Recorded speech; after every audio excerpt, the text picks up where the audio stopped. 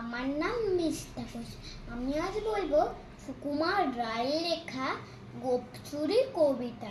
Head অফিসের বড় বাবু লোকটি বড় শান্ত, তার যেমন মাথার বেমুখ কেউ কখনো জানতো।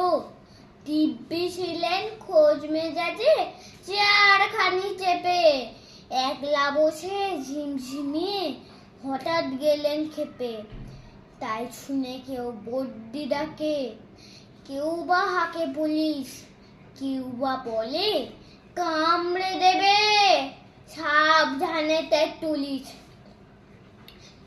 ব্যস্ত সবাই এদিক ওদিক করছে ঘোরাঘুরি। বাবু হাঁকেন, ওরে আমার খুব গিয়েছে ছুটি। খুব হারানো আজব কথা, তাও কি হয় সত্যি?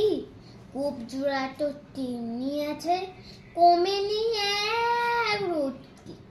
সবাই তাকে বুঝিয়ে বলে সামনে ধরে হয় না, মোটেও গোপ হয়নি চুরি, কখনো তা হয় না। রেগে আগুন, তেলে বেগুন, তেলে বলেন তিনি। গৌরু কথা ধার ধারে নেই, সব ব্যথাকেই চিনি। নোংরা ঝেঁটা, খ্যাংরা ঝেঁটা, পিচ্ছিরিয়ান ময়লা, এমন গুপ্ত রাখতো জানি শ্যাম বাবুদের কয়লা। গোপ যদি আমার বলিস, করবো তোদের জবাই। এই না বলে জরি মানা করলেন তিনি সবাই। ভীষণ রেগে ভীষণ খেয়ে দিলেন লিখে খাতায়, কালকে বেশি লয় দিতে নেই, সবাই চড়ে মাথায়। অফিসের এই বাদরগুলো মাথায় খালি গোবর, কূপ জোড়া যে কোথায় গেল কেউ রাখে না খবর।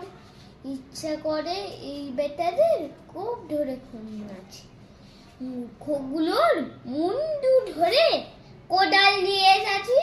কোপকে বলে তোমার আমার, কোপ কি কারোর কেনা, কফে আমি কফে তুমি, তাই দিয়ে যাইছেন। ধন্যবাদ।